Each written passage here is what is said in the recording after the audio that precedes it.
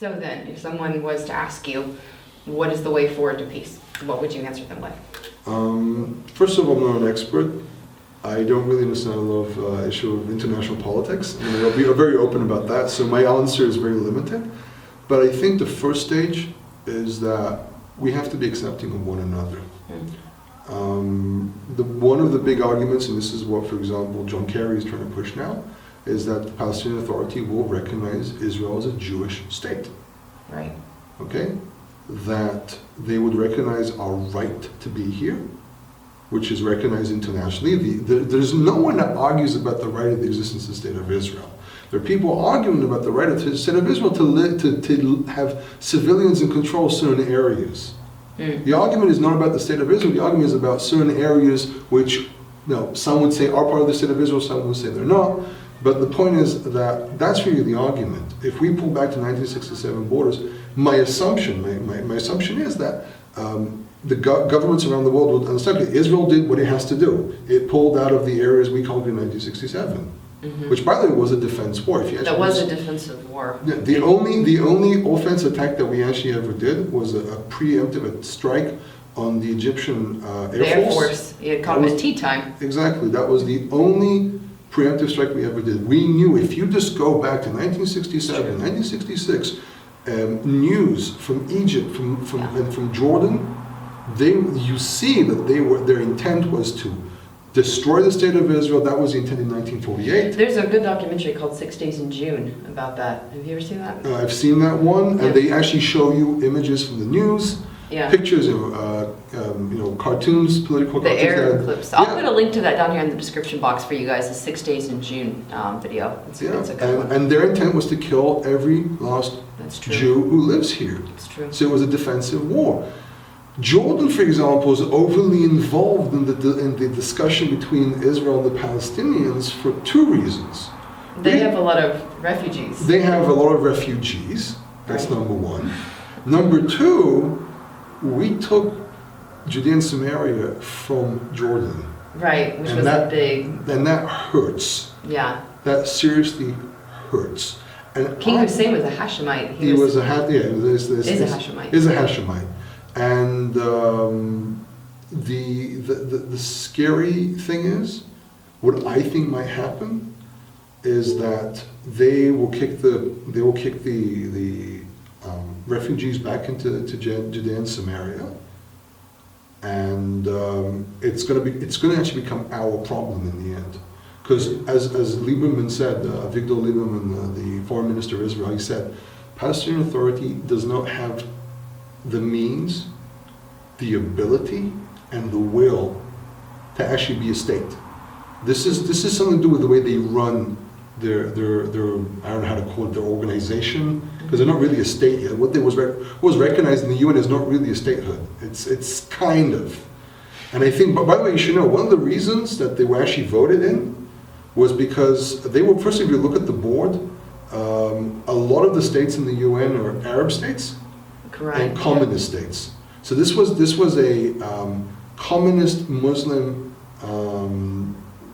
vote more than anything else. It wasn't that they were voted because the entire world recognizes it. It's because a lot of the states in the UN are Muslim or communist, and they actually, from what I heard, they actually work together. So all the odds are against the State of Israel because someone was smart enough to develop this relationship with the communist world. That's interesting. It's, so the way forward then would start from education, did you say? It's mostly education. It's mostly education. You see 6-year-olds go to jihad summer camps. No, it's true. You can actually look on YouTube. You can just put in there, what was it, Hamas Children's Television, or is it? I don't remember now. I know it's like Gaza Children's TV, but there's like a bunny, like a dress up bunny rabbit, and he's telling the children, "What do you want? Jihad!" And the translation is true. I mean, if you know a little bit of Arabic, you can pick it out. Yeah. I've done it. I've actually sat down to watch this, and I've heard what they say, and The thing is that you have to learn to realize that Jews are hated. No matter what we do, people will hate us. Why? I have no idea. I mean, I can give you a biblical explanation, but I don't know if all the viewers will be interested in that. I just think that Jews were able to survive in a way that pissed off a lot of people. You have to think about it that during the Black Plague, Jews survived because Jews were cleaner. I'm going to do another video on that, like why we're going to talk about that. Because that's like the subject for another video, yeah. Because that's like health-based, and I think people will be interested in that. And you think about it, Jews knew how to accumulate wealth. Jews knew how to run banks better than anyone else. So now the Jews are the evil people. But it's really, if you stop and think about it, it's like the whole idea of, people idolize the Robin Hood type of character. He stole from the rich, give to the poor, right? Who says it's the right way of thinking? It's an idolization. Stealing? Okay, so if you go according to that, you're justifying something illegal. It's really an issue of trying to present yourself as the underdog. You're suffering under the oppressing thumb of someone, instead of admitting to the fact that you're just not that successful. Can you blame Arnold Schwarzenegger for, now it looks terrible, but can you blame Arnold Schwarzenegger? Oh look, he has such amazing body, I envy him. No, he worked very, very hard. I'm a weightlifter. I know how hard it is, to be able to lift, 200, 300 pounds, bench press or something, which, by the way, I can't do yet. It's too heavy, but I'm getting close to it. I'm working on that. But everything is hard work. The mentality today is, I want to be spoon-fed everything. So that, you have to think, it's a much, much deeper. The way we think is influenced by very, very deep ideas that we develop, that we idolize. We idolize justice. So the moment we recognize something we think is injustice, we don't even stop to think sometimes. We just charge on it. Yeah. So I'm saying, is there a right or wrong in the situation here? I think there is no right or wrong with the situation here. I think there's a series of misunderstandings. There's a series of misleading information. There's a series of deliberate games on information, the same way historians have to argue over what really happened in some things. These are historical discussions. But on a microcosmos type of level, you have a fight with your neighbor. A third person watches this, he gets a better idea of what's going on. But the question is, when that neighbor goes and gives his testimony in court, is he careful in what he says? Is he actually giving objective information, or is he starting to interpret what he saw there?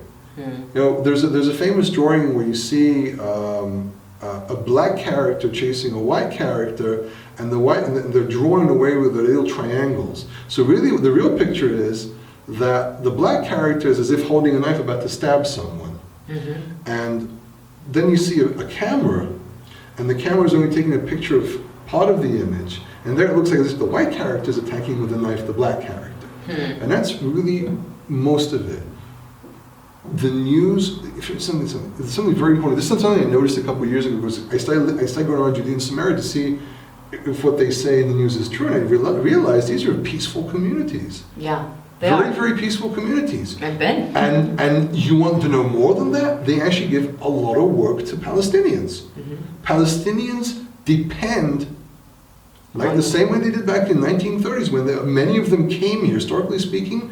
Many Arabs that live here today, not all, but many Arabs, and even the ones that are called refugees, actually came from Arab countries, Egypt, Jordan, even Iraq, looking for work. We gave them work. We created an economy that did not exist in this area.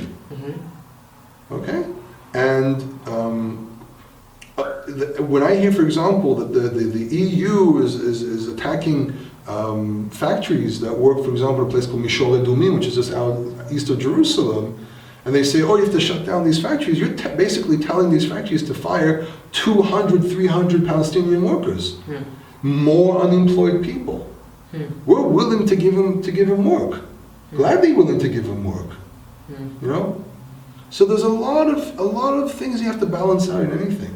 A lot of information you have to balance out. And I do hope that one day we'll live in peace with one another. But I think that as long as the same leadership, and I'm saying from their side, if they still have the same leadership, it will never happen. Because that leadership is power driven more than anything else, in my opinion, from what I see, from the statements I see, from the corruption they discovered.